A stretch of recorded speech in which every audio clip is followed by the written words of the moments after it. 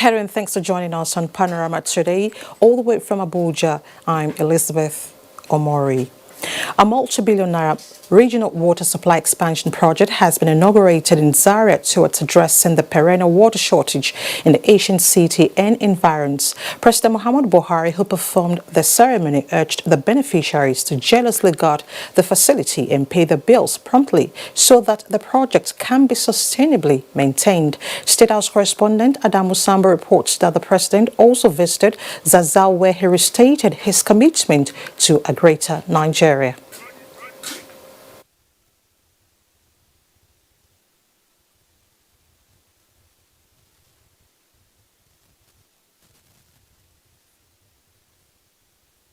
Problem in Zaria and environs, which persisted for over 2 decades, the regional water supply expansion project was jointly funded by the federal and Kaduna state governments, Islamic as well as African development banks. It consists the construction of multi-purpose Galma Dam, treatment plan, transmission and service reservoirs, rehabilitation and extension of distribution network, as well as network extension to other local government areas. The federal government's funding of the construction of the multi-purpose 186.1 million cubic meters Galma Dam as a contribution to this project underlines our firm resolve to continue to put in place policies and execute projects that will change the narratives for Nigerians. This is why, in spite of lean resources, we committed the sum of 11.8 billion naira towards this dam and so to its completion.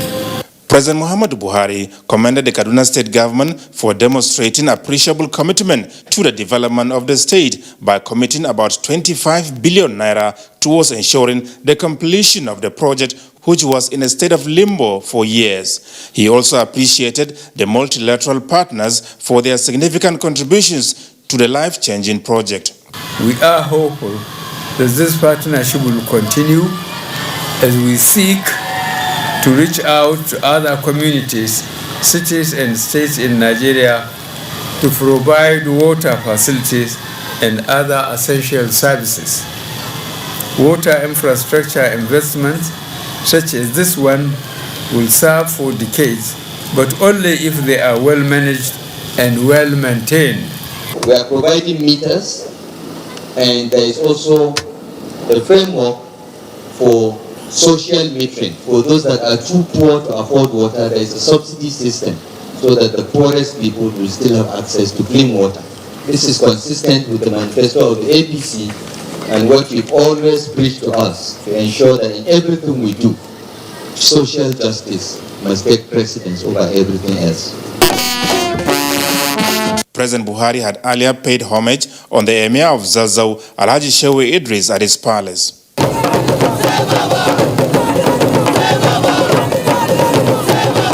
Emir Shehu Idris was full of gratitude to the Nigerian leader for what he called his ceaseless efforts in handling security matters and other national issues with all seriousness. He is particularly happy with the ongoing work on the dualization of Abuja, Kaduna, Zaria, Kano road.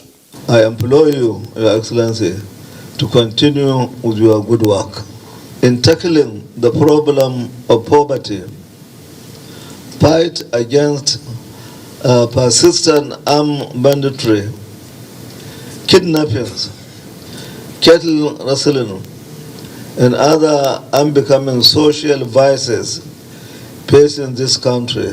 When our Father, His Highness, said, "The people of Zaria love and support you," it is a fact, and it is shown in the results of the last election. President Muhammadu Buhari said he cannot thank the people of Kaduna State and Zaria in particular enough for their trust and confidence in his leadership, which he said will never be in vain. Kaduna and Kano are the only two states I give two substantive positions in my council.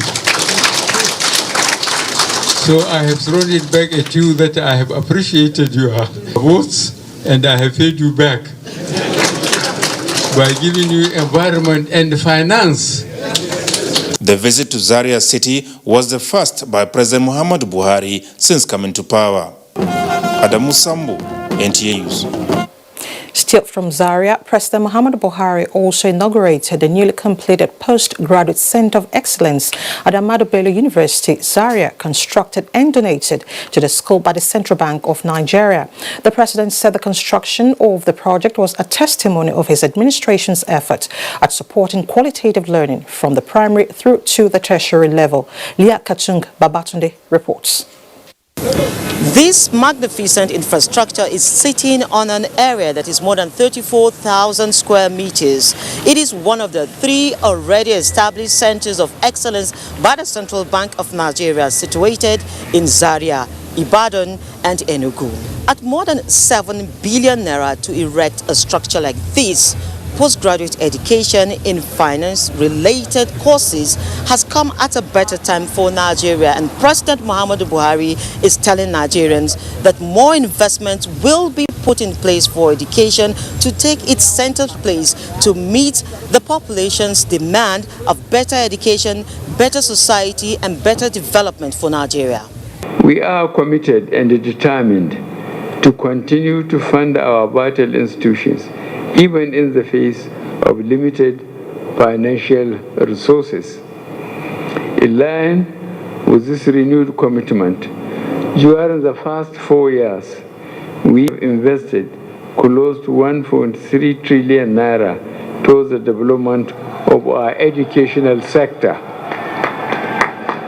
This amount does not include funds spent on overheads and personal costs. Access to quality education in tertiary institutions will enable young Nigerians to make meaningful contributions towards the development of our nation, irrespective of birth, income status, religion, or ethnicity. Governor of the Central Bank, Godwin Emefiele, says the Apex Bank will be doing much more in a couple of years for medical sciences to reduce the cost of medical treatment abroad. Education and health form the bedrock of any country's development. Now that we have sowed seed in the area of education, the CBN intends, we plan to build first diagnostic centers. Like you know, diagnostics is also the bedrock of medicine. We are building diagnostic centers in the 6 geopolitical zones in the country, together with one, that's the 7th one, in the National Hospital in Abuja. The one in Abuja would also have heart center as well as cancer center. It's not really for massification of education. It is actually for enhancing the quality of the education. Now 6 more facilities just like this are going to spring up in the coming years across the 6 geopolitical zones of the country. For the university community, maintenance is key to ensure that the structure meets the desired impact it was made to Ghana for the Nigerian public and for the good of the nation.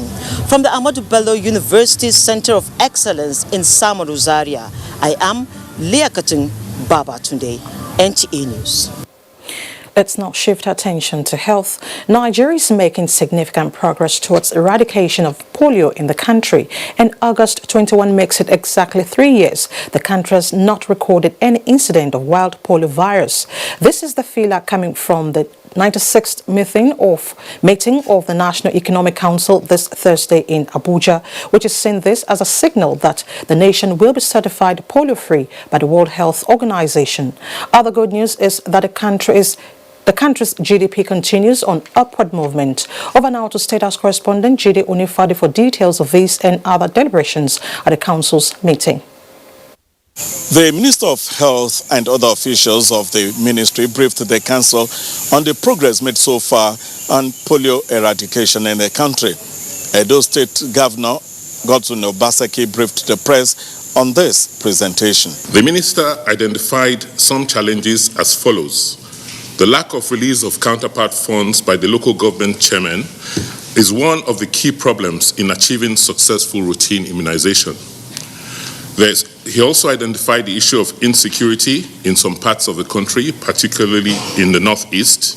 He advocated the release of funds by states and local governments for immunization campaigns. The council receives update from its ad hoc committee on security and policing that the Inspector General of Police has initiated the commencement of community policing and that there is a plan to consider using NPA beneficiaries and youth corps members as police officers in their local government areas. Here again is the Edo State Governor on the presentation by the Nigerian Stock Exchange titled Financing the Next Level, Alternative and Innovative Long-Term Financing for Nigerian Critical National Infrastructure. That the capital market offers innovative financing solutions to deal with Nigeria's 100 billion infrastructural challenge. That solving Nigeria's infrastructural challenges remain the panacea for actualizing the country's full economic potential. Governor of Nasarawa State, Abdullahi Sule, briefs the press on the report presented by NEXT Committee on Export Promotion. That the other achievement on the zero oil plan to date includes non-oil exports, excluding natural gas, have risen from $1.17 billion in 2016 to $3.16 billion in 2018, meaning that strategic sectors identified in the zero oil plan have seen growth. As at 20th of August, the Stabilization Fund account, which has at the same date a balance of 21,729 million naira, and the Natural Resource Development Fund has a balance of 95,896 million naira. The council directed the constitution of a team of Governors Forum, the Central Bank, and the Ministry of Finance to finalize modalities for the commencement of the repayment of loans by state to the Central Bank. As at today, the budget facility that has been advanced by the federal government to the states is in the total sum of 614 billion naira. And this is to 35 states. This means an equivalent of 175 billion naira per state. The ministry also highlighted some of the successes of the administration, as in attaining macroeconomic stability, which has been achieved, and we're looking at a possibility of the GDP for the third quarter of 2019 to be 3.01%. In the State House, Jide Onifade, NTA News. Thank you so much, Judy. Joining us live in our studio now to discuss 3 years of wild polio virus-free status of Nigeria is Dr. Tunji Funsho, past District Governor and Chairman, Nigeria National Polio Plus Committee of Rotary International. Welcome to Panorama. Thank you very much. Thank you so much for your time. All right, now 3 years of wild polio virus-free status. What does this mean to Nigeria and Africa? It's a major milestone for us because we've been at this effort globally for more than 3 decades. In Nigeria, seriously in the last 20 years. We've had ups and downs. We've had periods we went polio-free for 2 years up to 2016, and we had the resurgence of polio. And we all have been working assiduously with the leadership of the government and all partner agencies, including Rotary International, to see that 21st of August 2019 is a major milestone. We should congratulate ourselves, but it's not time to celebrate as yet. Okay. All right. Considering these efforts, what did we actually do differently to attain this feat? I believe the 2-year gap that we had without any case of polio was actually just making assumptions, because at that point in time we were not able to access more than 500,000 children in the northeastern part of the country, particularly Borno State. Okay. I believe it's the effort of the government to free that part of the country from the grips of the Boko Haram insurgents that gave us access to these children that we've not been able to reach with the polio vaccine for about 4 years. About 4 years. So whilst we thought there was no polio, as a matter of fact, polio was lurking in corners of the country that we're not able to access at the time. All right, so how close are we to being certified? We're very close. We're quite confident that once all the documentations that are required, for certifications are submitted to WHO, and then the African Regional Committee for Certification meets in March 2020. They will deliberate and look at what is our health infrastructure like? What is our surveillance structure? Are we able to identify all cases of paralysis from whatever cause and see whether it's polio or not? Is our routine immunization, coverage enough for us to be able to sustain the zero case of wild polio virus in the country? And hopefully by June next year, we think that Nigeria and, as a matter of fact, Africa will be certified polio-free, because Nigeria is the last. Nigeria is the last. Okay, yes. So now let's talk about Rotary. What should Rotary be doing for us to cross the line? We'll continue, it's just to continue what we've been doing and intensify efforts now that there's a tendency for complacency to set in when we say we've reached 3 years. 3 years. So Rotary is engaging government at every level. We have a project to have one-on-one dialogue with our state governors, particularly now that we know that majority of our state governors are new on their seats. We want to take the opportunity of this milestone to reach out to them personally and have a discussion and get their buy-in so that they own polio eradication and indeed primary healthcare activities in their states. And we've seen 3 state governors so far. We've also engaged them collectively at the Nigerian Governors Forum 3 nights ago, made a presentation, and we're quite delighted at the response we got. There was a commitment at the end of the meeting by the governors through the chairman of the Nigerian Governors Forum, Governor Fayemi, that governors are going to buy in on this. They're going to set up task forces to ensure, that priority is given to polio and routine immunization in the healthcare sector. Okay, I believe it's a collective responsibility by all stakeholders. Now, some have argued that after the certification, more needs to be done. More needs to be done. So, what are we going to be doing? How can we maintain the status? I think at the end of the day, we have to ensure that our routine immunization coverage reaches a minimum of 80 to 90%. Okay. Because once we get children immunized against whatever disease, but in this particular case, get them immunized against polio, even when we get certified, there's no danger of any child being paralyzed by polio again, even if polio is still there in 2 other countries in the world, that is Afghanistan and Pakistan. And Pakistan, yes. All right, now, as a very strong player in the health industry, public engagement and enlightenment is key, but in some areas, it's still very low. What is Rotary doing about this? Well, we have the singular privilege of being in every part of the country. Okay. In most cases, in most local governments in the country, and we have access to the leadership at every level. We have access to the political leadership, the religious leadership, and also the traditional leadership.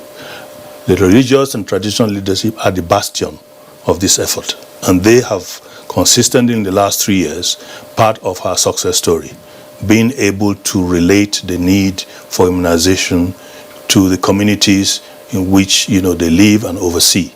So that is one major area. The other major area is raising funds. Okay. Because polio eradication has been a very costly venture. Globally, cost effective. Yes, it's cost effective, but it has to continue. Globally, we've expended about $15 billion in the last 10 to 15 years. Okay. And it's estimated that we'll require another $4.5 billion before we reach in the goal of world certification. So Rotary engages its members to contribute. We also are very, very potent advocates to governments around the world, even governments that have not got any case of polio for decades, to continue to contribute to help the global cause to eradicate polio, and in some cases to contribute directly to the efforts of polio eradication in Nigeria. All right, so we are warming up to be certified. Dr. Tunji Funsho, thank you so much for your time. Thank you very much. Thank you very much. Thank you. This is Panorama. Let's take a short break. We'll be right back. The struggle for independence had been a long and tough one. Our founding fathers and compatriots sacrificed their comfort and even shed their blood. We cannot at this point in history afford to spirit away their sacrifices for immediate but temporary gains of today. Let us emphasize what unites and not what divides us. Working for the unity of purpose, with a stronger vision for a better tomorrow. NTA, growing with the nation. Together, no matter where you come from, no matter your religion, we are one. Let's live together. Let's stop fighting each other. Let us live as one. It doesn't matter where you come from, your tribe or religion, man, woman or child. It doesn't matter who you are. Put Nigeria first. No matter where you come from, no matter your religion, we are one. Let's live together. How can we develop when we're always in crisis? Families have become refugees in their country. No matter our differences, show some understanding. No matter where you come from, no matter your religion, we are one. Let's live together. Nigeria, the only country we can train with remarkable potentials to excel. Let us believe in ourselves and change our attitude for the sake of our country and generations unborn. Let us revive our cultural values, which are our essence as a nation. Let us renew the spirit of patriotism and hope in our dear country. Do not take or give bribe.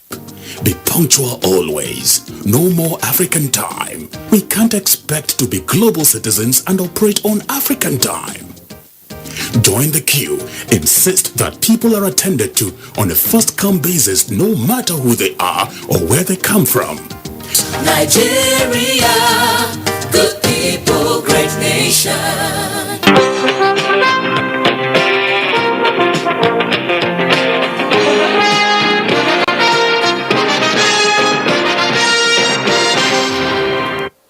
Thanks for staying with us. The Minister of Information and Culture, Lai Mohammed, has tasked parastatals under his watch to redouble efforts in the next level agenda for greater achievements. He said that this when heads of parastatals under his ministry paid him a congratulatory visit. Kenneth Nanim reports. These are familiar faces to the Minister of Information and Culture. If you like, call them the pilots navigating the parastatals and agencies of the ministry.